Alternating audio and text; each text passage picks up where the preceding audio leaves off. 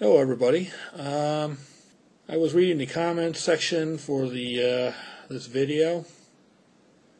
The movie Failsafe. This is the one they shot in 2000 with George Clooney as producer. It follows the original novel Failsafe very closely. So does the 1964 movie.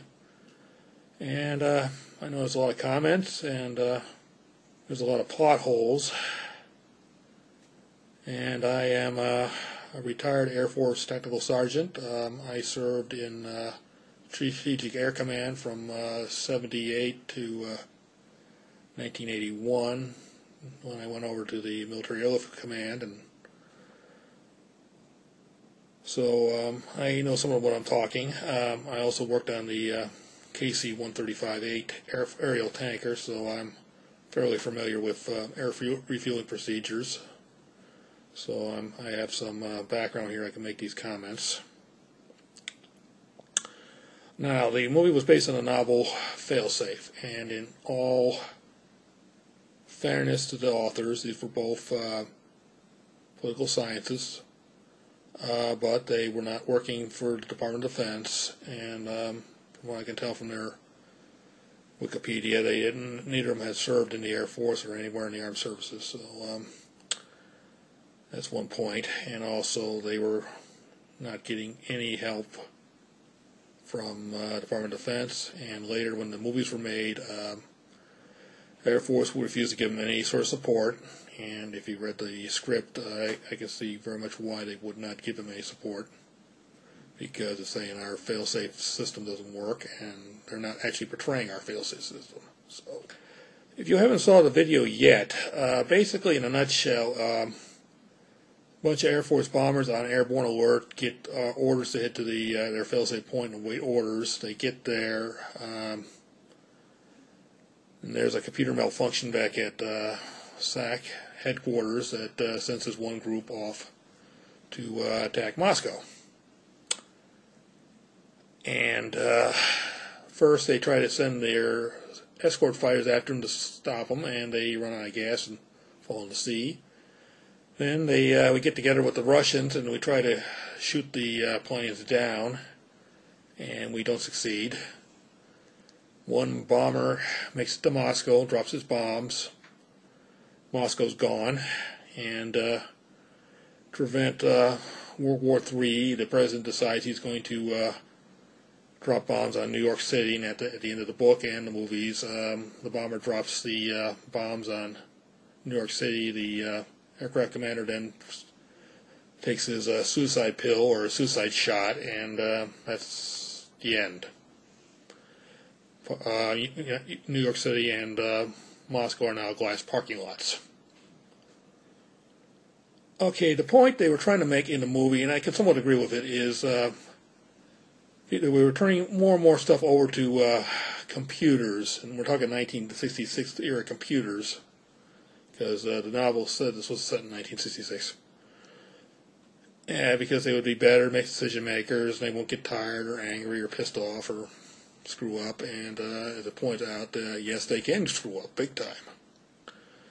I also like the movie for the other point is it makes as when you're dealing with nuclear warfare or nuclear weapons, you got to have a human being, or better yet, two of them, in the loop for all decisions. So the computer can suggest what we're going to do, but a human being has to make the final decision. And also that decision has to be able to reverse it in case there's a mistake, or we have to redirect the bombers. So we're going to cover a few plot points. Now, these plot points, for the movie to work and for the novel to work, they got to be there, okay? Because we got all kinds of procedures would keep this from either happening, or we could turn it around really quick. So let's go a few through them. Okay, first the airborne alerts.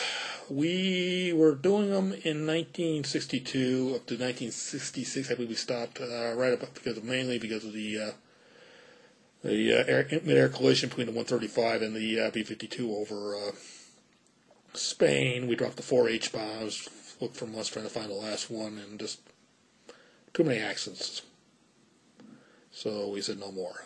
From that point on, we were ground alert, which meant we were sitting on the alert pad, all ready to go, ready to rapid start engines. horn would go off, we'd run out to the airplanes, we start up our engines, and then we would get the codes then. It would tell us either to taxi, take off, or shut down our engines. According to one of my friends, in the case of the 135s, the crew chief actually went with the airplane, and according to him, one night they were doing this, and he heard the navigator say, "Holy shit, this is for real," because they launched a missile and it wasn't coming down where they thought it was going to come down. But it never got past the taxi phase, so we dodged the bullet that day. 1966, we didn't have computer networking, we didn't have the data links yet. Or if we did, they were pretty primitive. So they would get their go code either by voice circuit or they would get it over the teletype, which would just be your failsafe box. What would happen then is the two crew members would open up their books. They would make sure, yeah, they got the same code, wrote down the same code, it's the right code or order to do. So computer malfunctioning like that is not going to happen. Somebody's going to be sitting there either reading it or typing it in. Like I said, you got to have a man in the loop.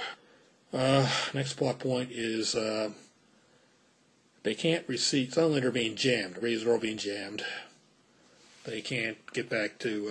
They're trying to confirm the order. They can't, so they're going to go ahead and go with the order, which would probably would happen. Part they missed part of the movie is they say after a certain point they will not receive any new voice orders because somebody might be imitating President Obama or whoever's president at the time. This is a major plot point hole, and it doesn't work like that.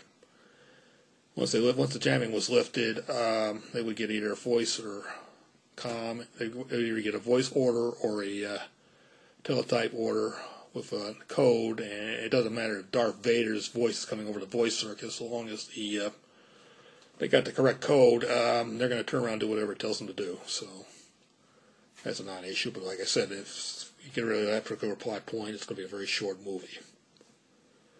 In the book and the movies, the fighters were there to support the bombers. They were supposed to quote unquote air refuel along the way so they can keep up with the bombers.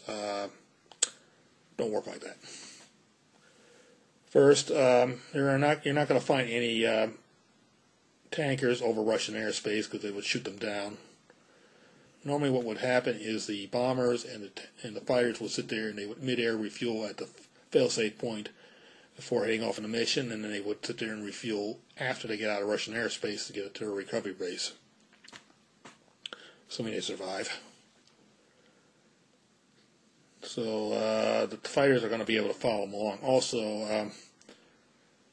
if they're going to send fighters along, the fighters are going to have enough fuel reserves so they can tank up, follow the bombers, get in front of the bombers, get way in front of the bombers, be able to use their afterburners so they can get in a position to take out the other enemy fighters, and then make it to the at least the post-refueling point.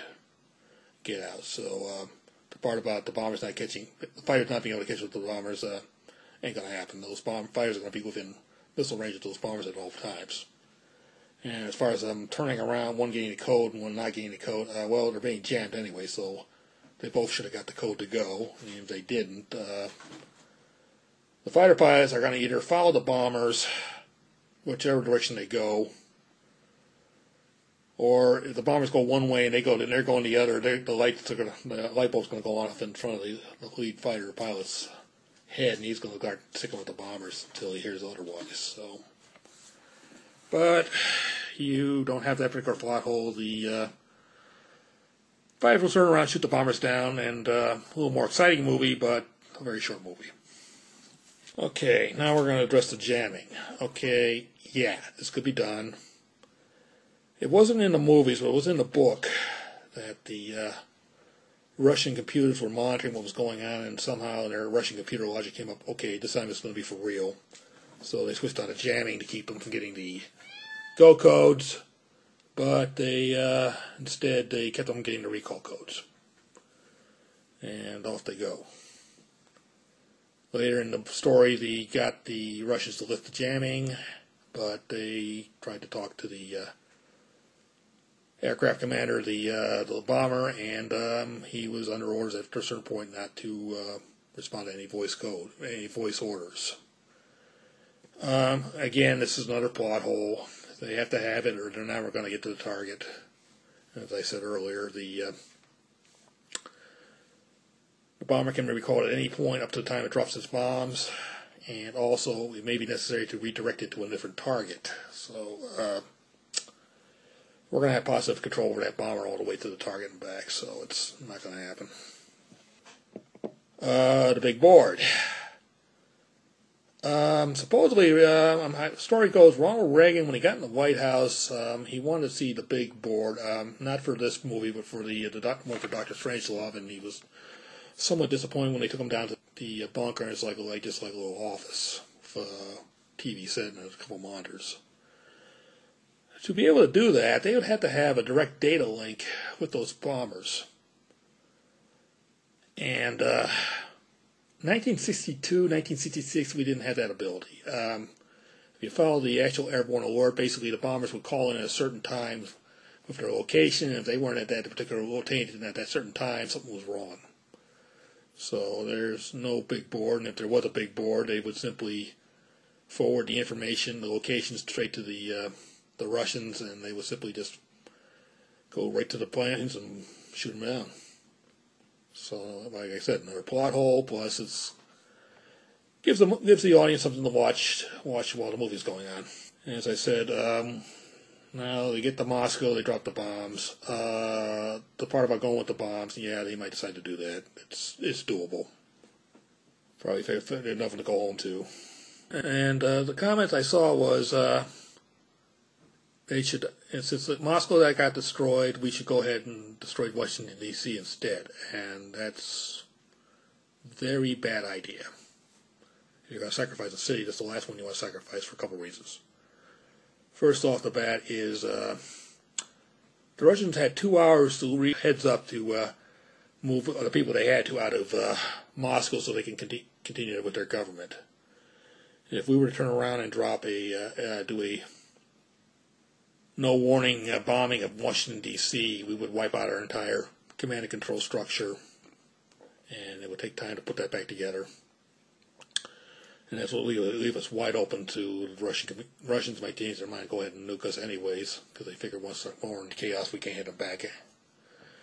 Also, we're going to need to maintain positive control of our forces, because first, if we lose Washington, somebody further down the chain of command can go order a retaliation, kind of like you saw in Dr. Strangelove.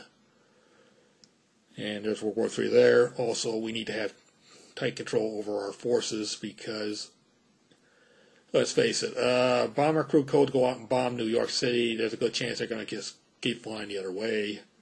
So we're going to probably end up having to send an ICBM in. More likely scenario would be this. They would sit there and tell the Soviet Union, you may fire one ICBM at any American city of your choice, as long as it's not Washington, D.C. This way we can track the 1 month missile coming in, so we know they're not trying to pull something on us. And also this gives us the political advantage. We can sit there and turn around and tell the American people, well, yeah, we had a malfunction, yeah, Moscow got blown up, and if I didn't let them do this, it would be World War III, so we can, or better yet, they'll tell them, well, the Russians turned around and said, okay, we're going to nuke one city, and then we're going to stop, and we take them at their word, and that'd be probably better, politically that'd be better for everybody all around. It's a good movie, it's a good book, even with the plot holes. It shows, one, computers can screw up, and also for me, it also shows we got to keep a human being, or better yet, 2 or 3 in the loop for any decisions dealing with nuclear weapons. If we go to automatic computer making the decision, we probably wouldn't be here today. So that's my 2 cents. You can take it for what it's worth. And see you around.